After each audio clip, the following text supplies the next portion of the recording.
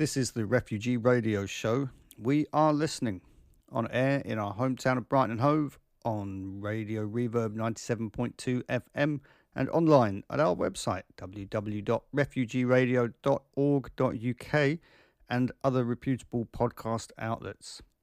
On the Refugee Radio programme, we interview refugees and asylum seekers about their lives and their experiences of coming to the UK. Sometimes they share the songs they brought with them when they fled their countries, sort of like Desert Island Discs, but for real. And sometimes we're lucky enough to interview people who make their own music in exile. Today, I'm speaking to Dina and Vlada from Ukraine, who are living in Brighton, and to Phil from the local charity Best Foot Music, who have just released an EP entitled Songs for Ukraine, which features cover versions and original numbers from Dina, who is an up-and-coming singer-songwriter. Stay tuned for music and discussion and news about Dina's next Brighton show. Welcome to Refugee Radio.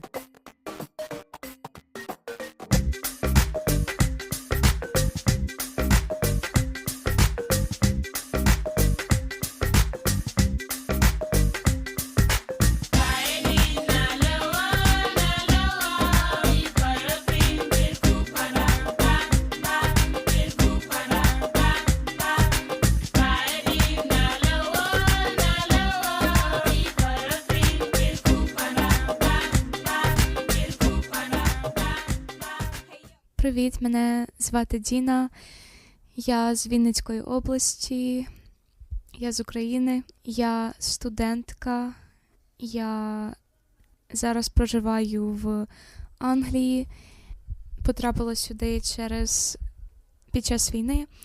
Я люблю музику, займаюся написанням пісень та співами. Hello, my name is Dina, I'm from Ukraine. I am a student here in Brighton. I'm really happy to be in the United Kingdom. Everyone is so welcoming. I'm a singer, songwriter, and yeah, that's me. Привіт, я Влада, я українка, я з Полтавщини. Я зараз в Британії через російську війну в Україні. Я працюю в секторі ментального здоров'я.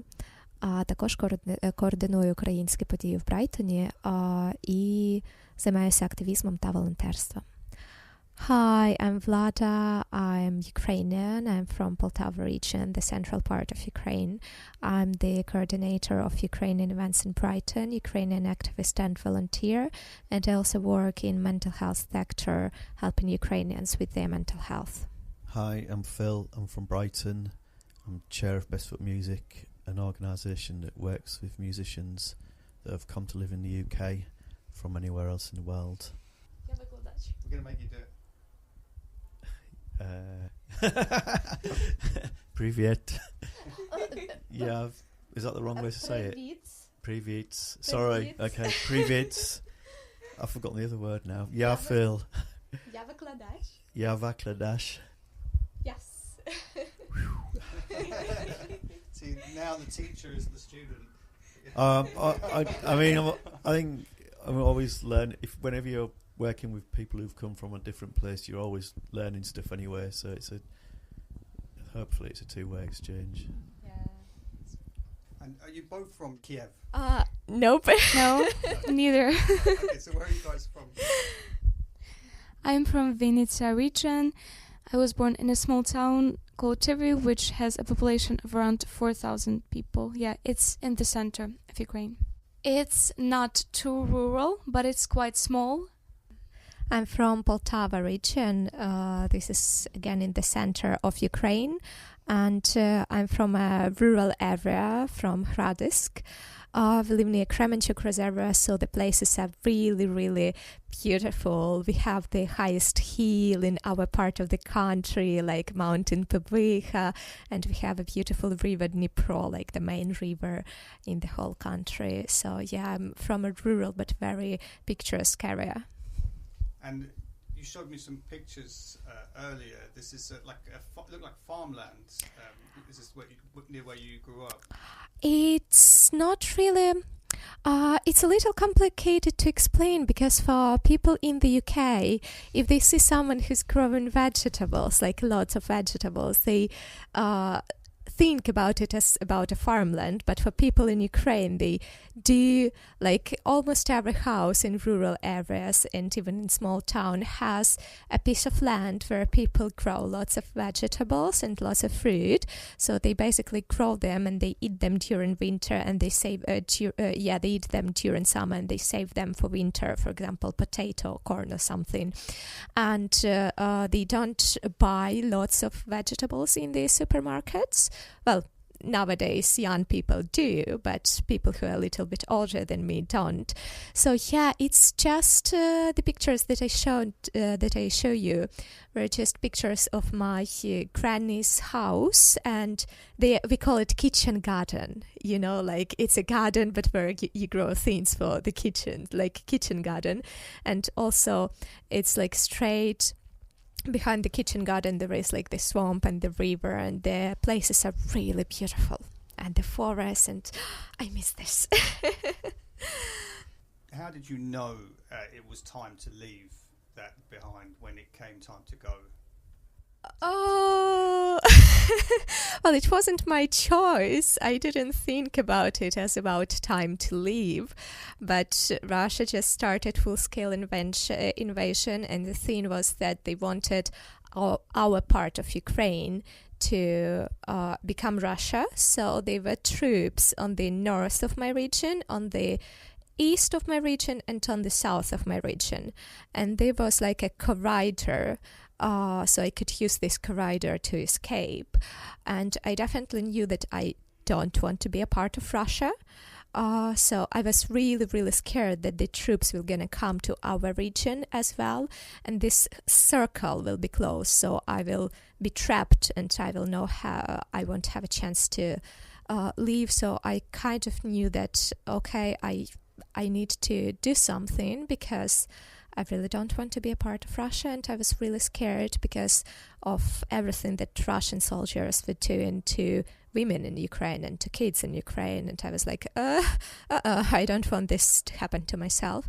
And also I realized that if I, like my dad lost his job, he was working in the Czech Republic, but he came home for holiday like a week before Russia invaded. And he couldn't go back because the borders were closed for man.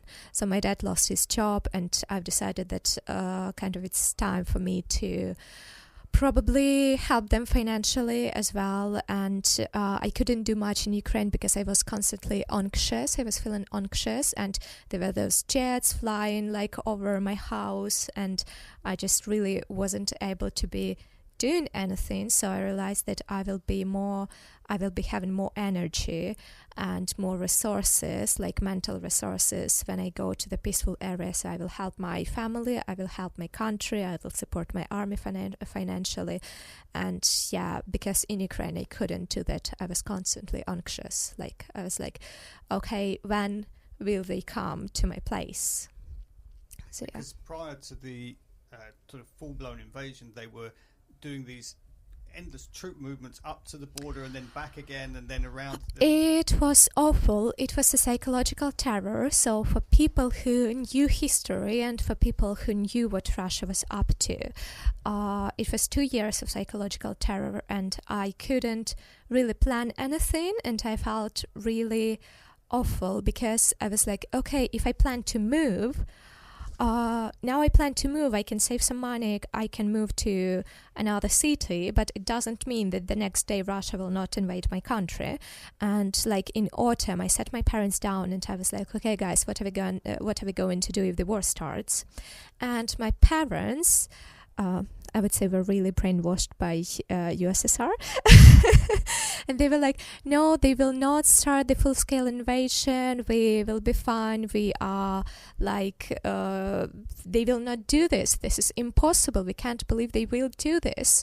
But yeah, it was still really, really hard to leave for these 2 years because people really could not plan anything. And it was so, like, we were leaving, like, we were expecting an explosion like every day, basically. I don't know, Dina, if you felt that way, but I definitely did. I was like, it's not the question when, it's not the question if the war is going to start, it's the question when will it start. I remember on the New Year, I don't know, everyone was talking about the possibility that the troops were around the borders and that they are gonna attack like on the New Year. And then, and I think starting from December last year, something was in the air that, was really unpleasant. And closer to the 24th of February, it was, really like weird. Yeah. And what's the situation there now in the area that you left? Thankfully to our army, we don't have Russian troops in our region, and I think our girls and boys, our soldiers, are doing just an amazing job. But unfortunately, Russia started sending Iranian drones, and they bomb my region, just infrastructure and people's houses. So because of my parents live in the rural area, I can be more or less like calm, but it's really, really hard because you never know where the next drone is gonna come and what is gonna be bombed next. We had in our area, we live near Kremenchuk. Kremenchuk is a city in Ukraine, and in summer, I think you did hear about the bombing of a shopping mall. So the shopping mall with lots of people. So the shopping mall was like 20 minutes drive from my house, and it's more or less, it's really complicated because I would say that it's comparatively safe. It's more or less safe, but it's not at all. So people in Ukraine just learned to live with this. So if your house is not bombed, you're more or less fine. So yeah. It's a strange situation of danger and safety simultaneously, and the kind of terror of that. Yeah, so they bombed the power station, and we have lots of like blackouts happening now because the electricity system can't cope with this all, and so it's hard for me like to call my parents because they don't have the electricity like during most of the time, but we still manage to talk. So yeah, the power station are bombed, and it makes me really, really angry because I'm like, who are you to destroy what people were building for years? And Ukraine was such a beautiful country and such a growing up and fast developing country, and now I feel like what they want for us is to go back to the medieval period where we don't have like electricity and everything. But my parents, I'm so proud of them, and it's not only what my parents think but what lots of Ukrainians think.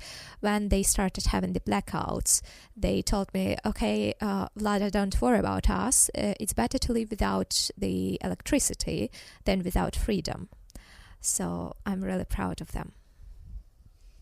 And Dina, what's like in your area now? So we have the same thing with Iranian drones. It's it's the center of Ukraine, so there are no fights going on. So in that way, it's safe, but the rockets are flying. You can never know like where it's gonna land.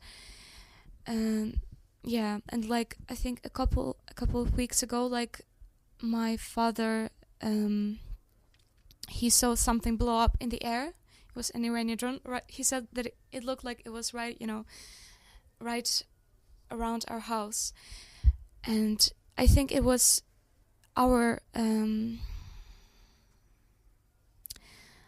people like blew it in the air, so it didn't fall, but it blew up in the sky anyways. But it's still, you never know like what's going to happen.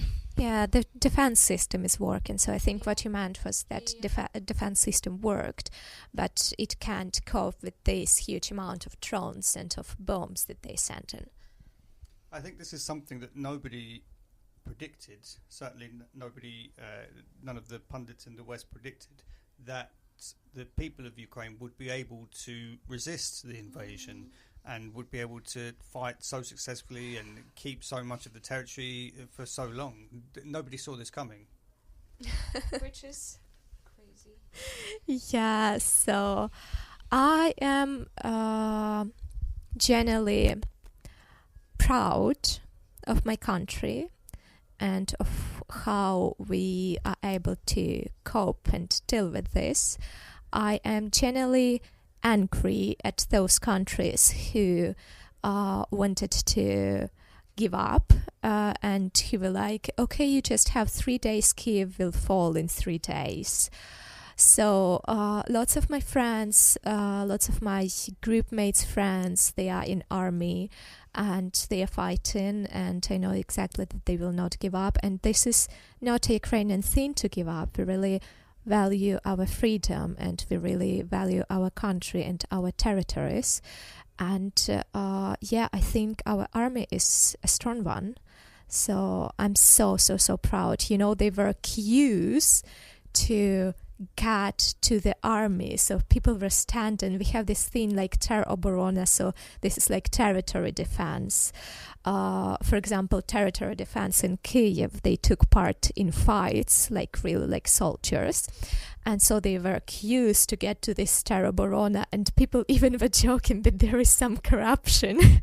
So you can pay someone to get to teroborona or to become a soldier, because yeah, it was a joke, of course, but people were like, yeah. So I'm so proud of them, because, and of us all, because this country is something, and we won't give up, and we will fight for as long as it's needed. But of course we're exhausted, and while we are talking about Ukraine and Ukrainian keeping their borders and Ukrainian doing their counterattacks and Ukrainian fighting, we need not to forget how high price we pay for this, because I know, because of my friends are in the army, my friends are fighting, I know how many lives they've lost already and how exhausted they are and how hard it is for them to fight without much help.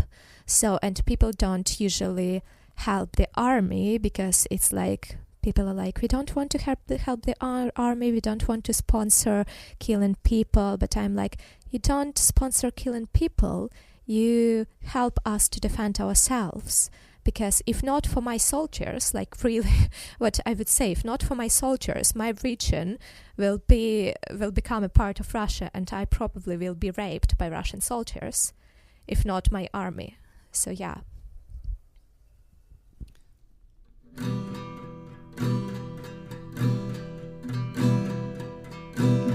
Твій голос знайде мене завжди, твій голос, невидимі сліди, я знаю, так хочу стільки ти. Я бачу такий чудовий світ, я бачу, як тане вишній цвіт, я знаю, так можеш тільки ти. Я відчуваю тебе такою, такою. Я називаю тебе весною, весною. Кожну хвилину життя з тобою, з тобою.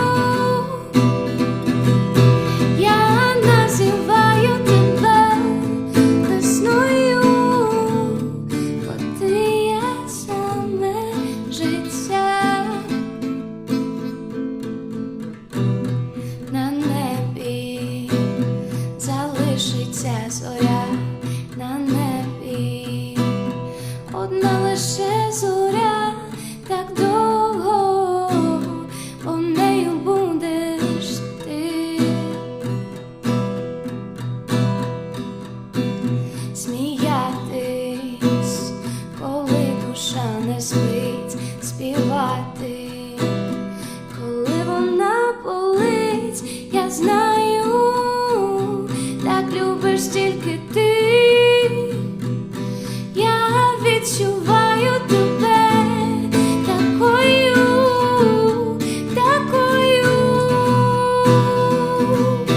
Я називаю тебе весною, весною. Кожну хвилину життя з тобою, з тобою. Я називаю тебе весною, бо ти є саме життя. Я відчуваю тебе, відчуваю тебе, відчуваю тебе. Alright, alright. Відчуваю тебе, відчуваю тебе, відчуваю тебе.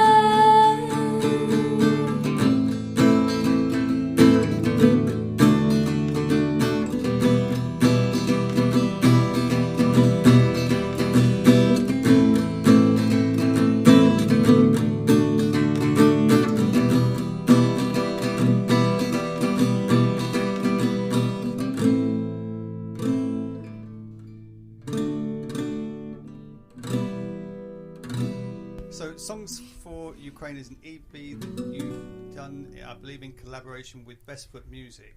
Yes. Can you tell us what's the idea behind Songs for Ukraine? Phil suggested to me to put something out on the website Bandcamp in order to gather up money for humanitarian causes for Ukraine. Yeah, and so we decided to record them with Phil. Yeah, and that's how it came about. So this song is about a legendary Ukrainian band, Oka and Elsie. And this song, I mean, I would say it's a love song, but it's kind of, you know, really bright love song, because usually I would say those songs can be quite, they have some bitterness in them, you know, some heartbreak, even though it's a love song. But this is just bright. It's just about adoration. It's about comparing somebody to life. Like, it has a lyric, because you are life itself, you know. It's really bright. Yeah. Did you first start playing music and writing your own songs? So I started singing when I was in the kindergarten. Then writing songs, like, I would say when I was 16, 17, just for myself, just trying out to express what I'm feeling. And yeah, and I learned guitar when I was 19, just the chords, just to have something to accompany me. Yeah, I'm still learning. Yeah, I would say just when I started like writing, just writing and experimenting with melodies, I guess, and with lyrics, like what I like, what works here, what feels right, like for this feeling or emotion. Yeah. And is there a music scene in Ukraine of people playing this kind of music? Regarding pops, like, we don't have that, you know, pop culture. Like in Kiev, we do have clubs. Yeah, we have clubs, you know, with the dance music. But I would say that in Kiev, in Lviv, in big cities, there are pubs or bars that play live music. But generally, yeah, it's not like on every corner as it seems to be in England. Yeah. Yeah, but there's still lots of music. And for example, this song that Dina has sang, it's the song of a famous Ukrainian band, Oka and Elsie, and this is one of the actually the most famous rock band in Ukraine. So you would hear them like from every like mobile phone and at almost every concert. So they are very, very, very popular, and people do sing a lot in Ukraine. And we have, like in Kiev, for example, we have lots of art bars and places like this where people can give live concerts, and there's lots of music, and Ukrainian people do love to sing. So yeah. Dina and Vlada, I wondered if you could tell us about the challenges that Ukrainians are facing in the UK today. So people that have come here, to escape from the war, what the problems they're having. So the thing that came to mind that I hear just on the news and from people who I know, Ukrainians, is that the period of staying here, like the minimum period, is 6 months, and some British people understandably cannot, no longer have Ukrainians for more, because it's not easy, to have strangers, for a long time, but some people don't have, where to live right now. I think, yes, the housing is a huge problem, and this is understandable, but we all feel like the system was not ready and was not prepared. So the housing, the second thing that comes to mind, is looking for jobs. Lots of Ukrainians want to work, and they do work, but we have lots of highly qualified people. It's just hard for them to... how do I put it in words? Like, to transfer their qualifications. Yeah, to transfer into their qualifications, system. yes.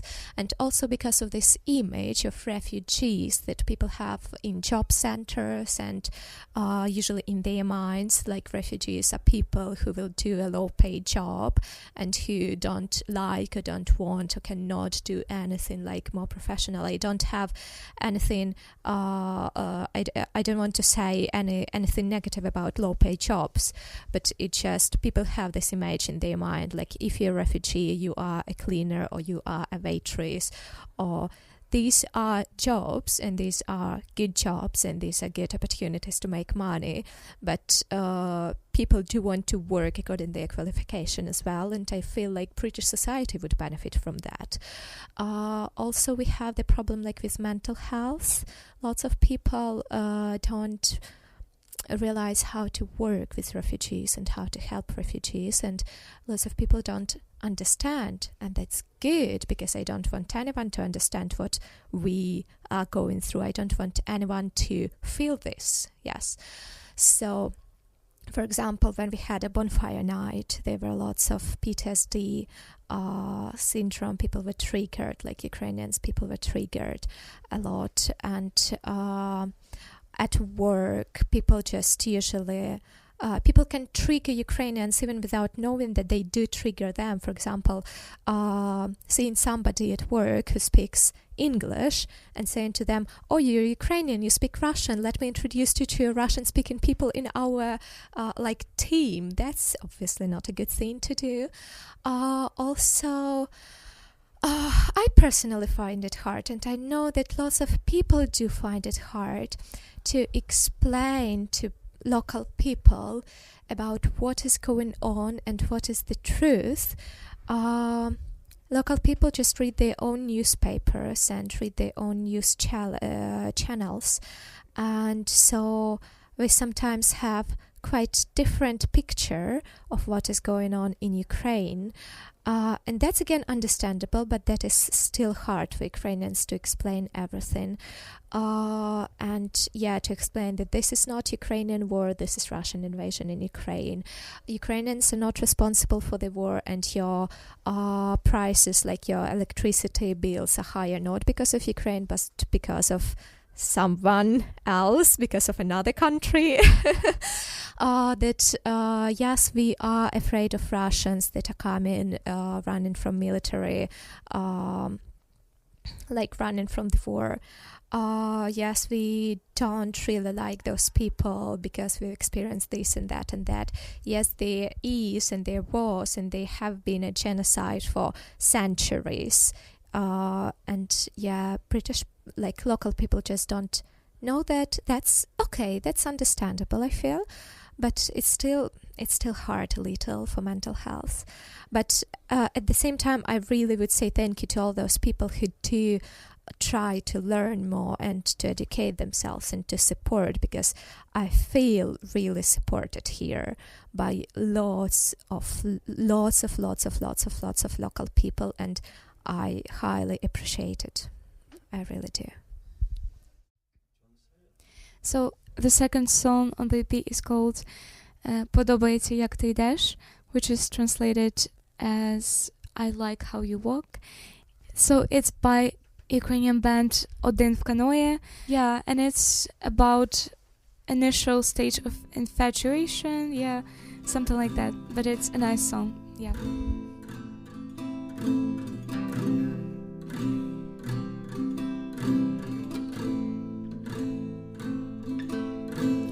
Знаєш, коли ти йшов, я стояла отут, божевільній. 4 хвилини. Потім дістала з кишені, відкрила свої заляпані соусом крила.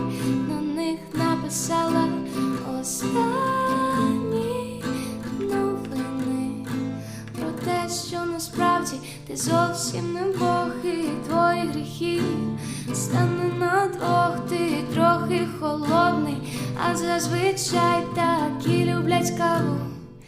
А я ще просто мені подобається, як ти йдеш. Мені подобається, як ти йдеш.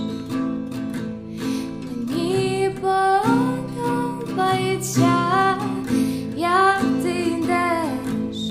Мені подобається, як ти йдеш. Знаєш, 4 хвилини це більш ніж достатньо, щоб щось зародилось, а потім не стало. Просто коли ти зник за стіною, я раптом збагнула комусь за спиною. Твоєю так само підозрюю тебе, звичайне ім'я, і нею ніколи не буду я. В тебе хриплий бас, а такі найчастіше наспівують джаз. А я щось інше, мені подобається, як ти йдеш. Мені подобається, як ти йдеш. Мені подобається, як ти йдеш. Мені подобається, як ти йдеш.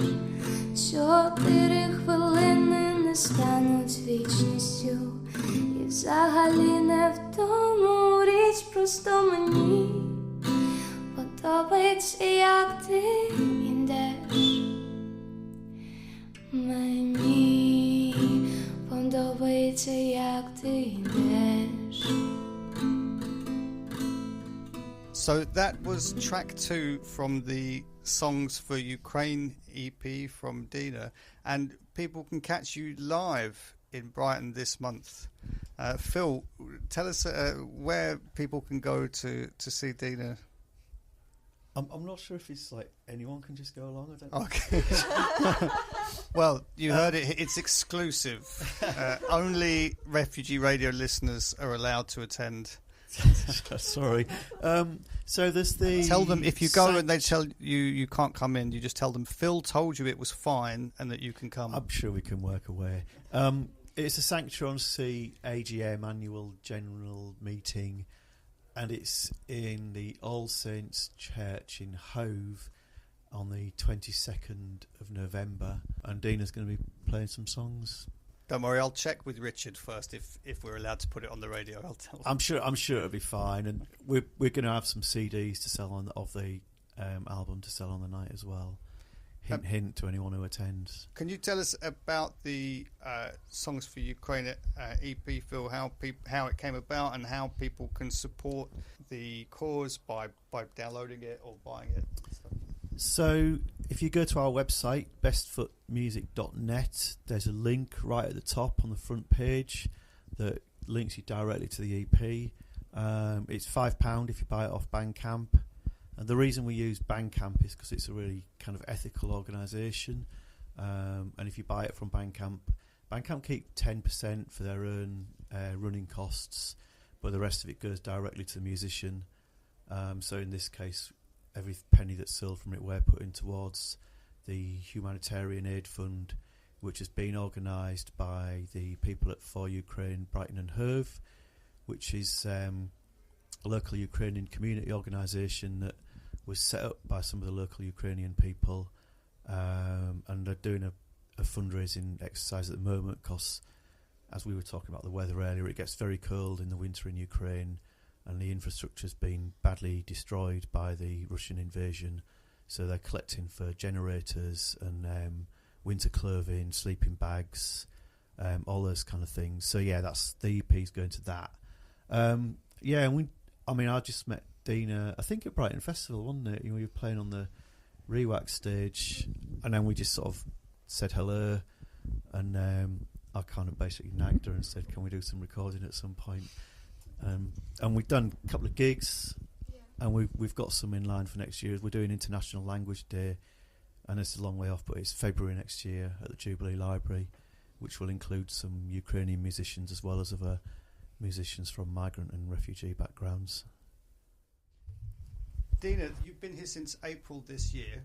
Can you tell us what your reception has been like from the UK? I don't know where you're, if you're living with a family or if you're living with friends here. How have people treated you in the UK since you arrived?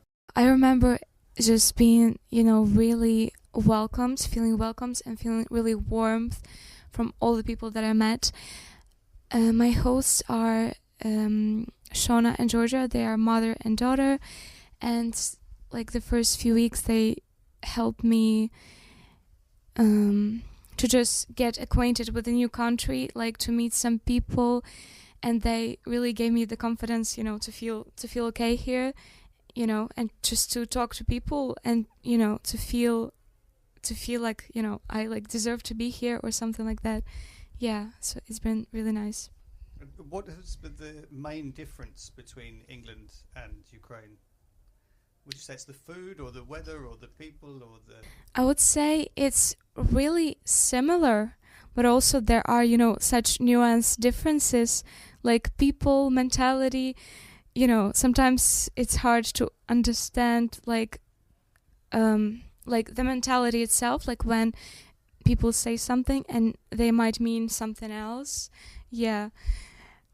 And, it's all a little different. Yeah. So sometimes people are sarcastic or they're joking and they say something, they don't really mean it, and that can be confusing. Yeah. The other thing is, can I interrupt, Yeah. is people are always like very polite and they try to like cut corners and being very sweet and nice, and I find it really hard sometimes because Ukrainian people are very like direct. So if we like someone, we tell them. If we don't like someone, we tell them as well. And British people are really, really, really nice, and this helps because I feel I like always feel supported. But at the same time, I'm always like, are you saying this because you don't want to offend me? Or are you saying this because you genuinely mean this? So I find it like really interesting. I wouldn't say that this is like bad or good, but this is just a little different. And I have this with my manager. I'm like, okay, Louisa at work, if you like something, you can just tell me. If I'm doing something wrong, you can just tell me. I'll be okay with that.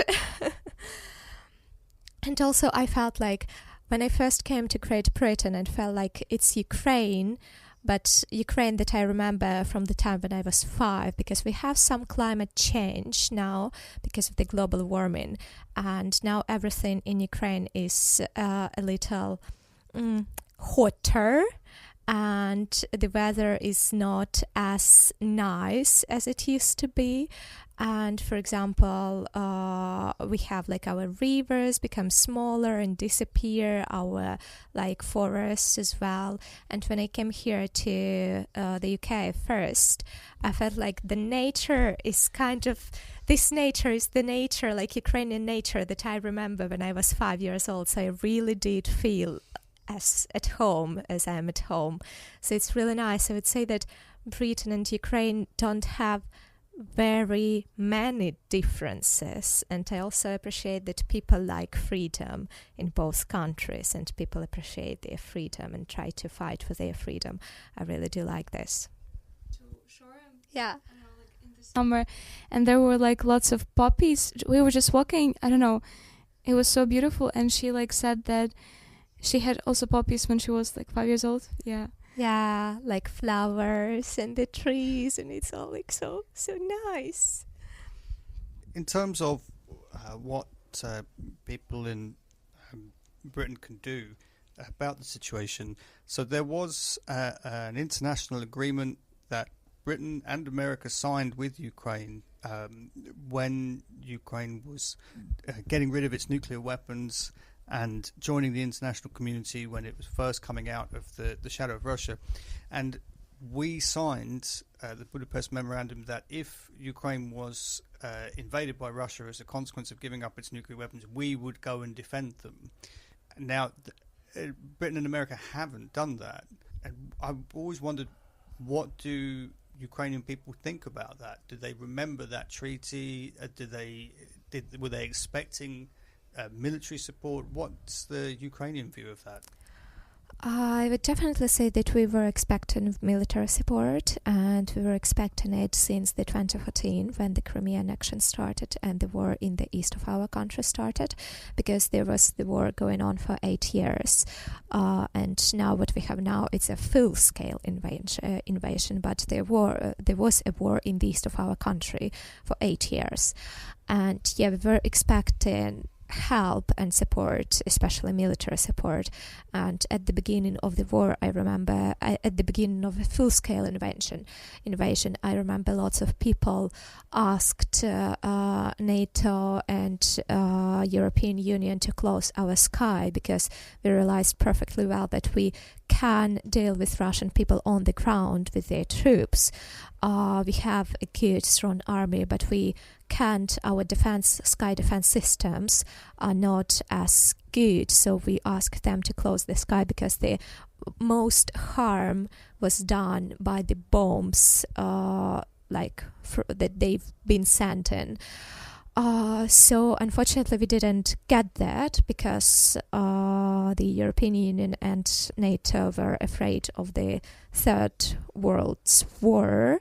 And this is again makes me a little bit sad, because now 3 countries like Belarus, Russia and Iran are attacking the 4th country, and it's not the Third World War. It's just some local conflict or something. So yeah, at the same time I do realize that nobody wants the war to get bigger. At the same time I do realize that. So it's a little complicated, yeah. But I would say that we are thankful for the support that we have. I realize perfectly well that we wouldn't be in the position we are now without support that people already provided, and that America and Britain already provided. I feel really uncomfortable saying that we do need more. It's not that I don't value what we've already been given. It's just the reality of life that we do need more, unfortunately. In the first few days, I remember, we did remember about the promise of the West to protect us, to help us if, there will be a full-scale war. Yeah, we remember that, but then again, we started getting some help, in terms of military help, and humanitarian help, which, we were grateful for. Yeah, but it was very unpredictable in the first few days, and I don't know, with people that I talked to and with my parents and with my friends, like if we didn't hold on, like the Ukraine was holding on like the first few days. If we didn't hold on for the first few days, nobody would care like if Ukraine would be taken. Yes. Yeah. Yes, so that's what I felt as well. Like people would probably be even happier because there wouldn't be a war and Ukraine would just become a part of Russia, and yeah, that's it. And some people just don't realize that this is the country that will not stop only by invading Ukraine. It will definitely want more. But yeah, I really do feel like if we didn't fight that hard for our freedom, all the other countries would be like, oh, well, okay, that happens. Oh, we are so sorry for you, but what can we do? Yes, because if the military machine keeps moving west, one country after another, will it stop at the idea that it might stop at the previous border of the Iron Curtain, or what if it continues? Yes. When does somebody say, okay, that's enough? Yeah, it's a valid question. I hear lots of opinions about the Crimea invasion in 2014. Like, if we stopped Russia at that time, it wouldn't happen now. But what I want to add, that it's not only about Ukraine, but it's also about Chechnya, which came first, the war in Chechnya Republic, and it's also about Georgia and Ossetia, and it's also about Pridnestrovia, and there have been lots of precedents and lots of military operations that Russia had that included regular people entering their life and taking their lands even before 2014, even before Ukraine situation. So I want to talk in a minute about our hopes for the future, but before that we're going to have another track from the EP. Now this is a song that you've written. What's the name of the song, and what's it about? For those of us that don't, if say for example, if my Ukrainian wasn't as good as it normally is, and I couldn't understand everything in the song. So this song is called Mrії, Dreams, and I would say that it's pretty abstract, so I cannot really, explain what it's about. At least it feels abstract to me. For me, it's about just resilience and the strength, and it's about the fight for freedom. It has lyric, I don't know, fight for freedom and love, to be able to love. Я точно знаю, мрії не вмирають, вони будуть жити, вічність в тобі. Ходиш по гаю, все добре, та чогось не вистачає. Ти не кидай їх в неплідній землі. Стану на гору, собі пообіцяю, що буду боротись за волю і сміх.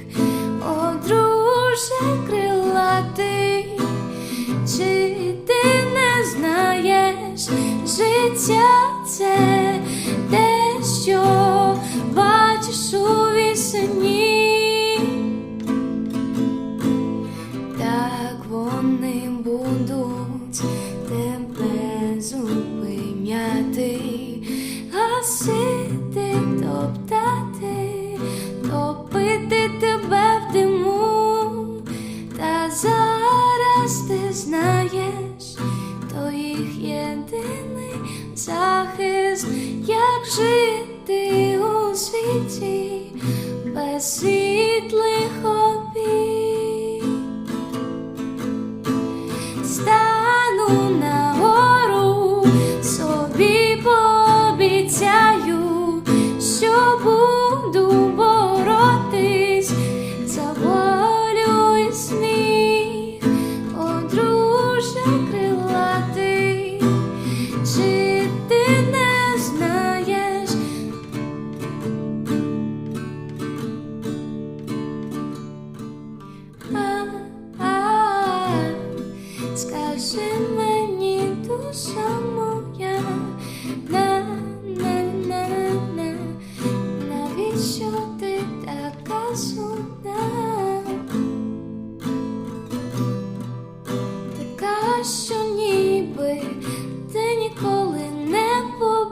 бачиш сонця,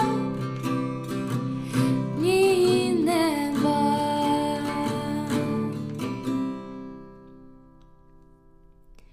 Стану на ноги, тобі пообіцяю, що буду кричати за твій вільний спів, о, друже крилатий, аж дивно сказати, ти подарував мені світ моїх мрій.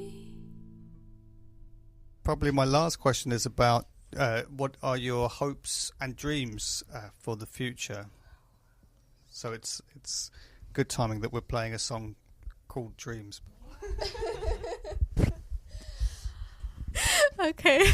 I was just shaking if I can say this, because what I feel like for my future and for the future of my kids, I want Russian Federation as a country to stop existing, because what I feel is while we are having this crazy neighbor, we will never be safe, and I don't want my grandchildren to fight with them. I don't want the war for my grandchildren.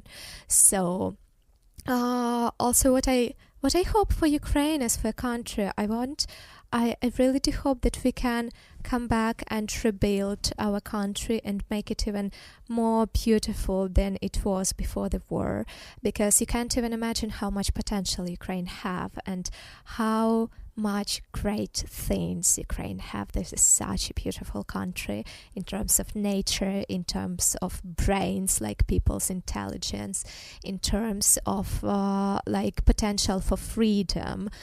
And what I want for myself, it's a little complicated. I just want for myself to reunite with my family and to be able to go back to Ukraine whenever I want to. And I want my children to live in a peaceful country. And I want to continue educating people on Ukrainian culture and history, because it really is beautiful and powerful. Yeah, that's basically it. I want the war to be over. I mean, I guess I would just paraphrase about, obviously the war to be over. And I know that we will be, more stronger than ever before.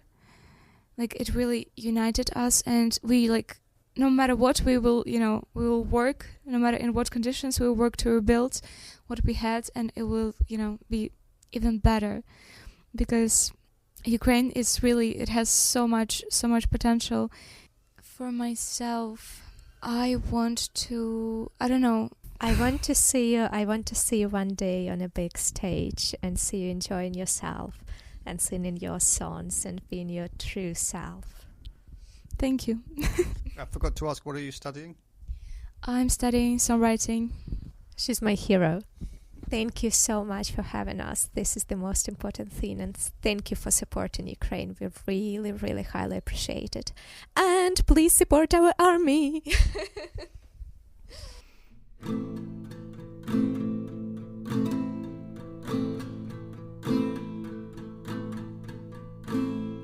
Якби тобі мої думки, а мені дай чари твої, якби мені твої слова, а мені тебе і навпаки,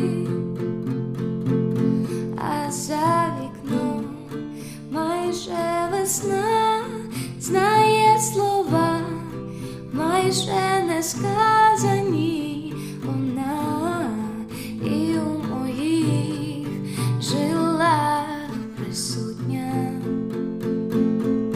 а за вікном майже весна, і Боже мій, як несподівано вона змінює все.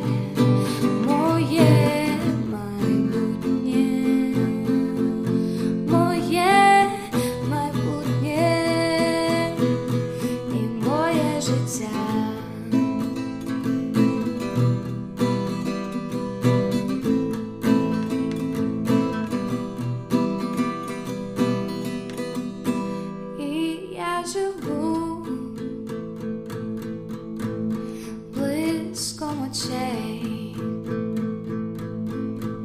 смаком бажань і запахом слів. Буде колись і навпаки.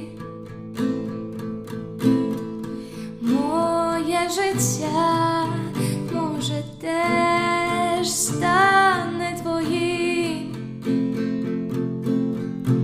а за вікном майже весна, знає слова, майже не сказані вона, і в моїх жилах присутня, а за вікном майже весна, і Боже мій, як несподівано вона змінює все моє майбутнє, моє майбутнє і моє життя.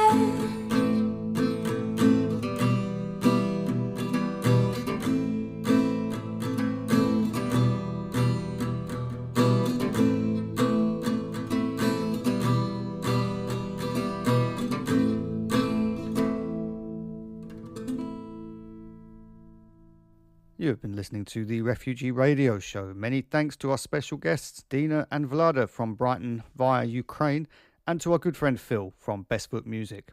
You can find them at www.bestfootmusic.net, where you can stream and download the Songs for Ukraine EP featuring music by Dina. All proceeds are going to support humanitarian aid for the people of Ukraine. If you want to hear more of our programmes, you can find us at our website, www.refugeeradio.org.uk. And don't forget, with Christmas coming up on the advertising horizon, now is the perfect time to buy one of our books collecting refugee life stories and true tales from Brighton's refugee community. Thanks for listening, and we'll catch you next time.